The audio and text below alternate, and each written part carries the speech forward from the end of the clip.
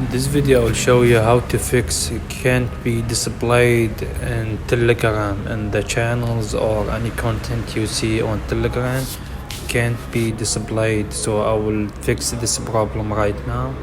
You can't fix it on the app. What you need to do is to click out of the app and you need to log in using browser. I will use Safari browser or Google browser. Open web.telegram.org and then login, and after you log in, tap on the three lines on the left top corner and tap on the settings option and scroll down and tap on privacy and security and scroll down until you find sensitive content. Show 18 plus content. Do not hide media that contains content suitable only for adults. So I will check mark this, and now we are able to see adult content, and that's it. This is how to fix this problem. Please leave a like on the video and subscribe to my channel. Thank you.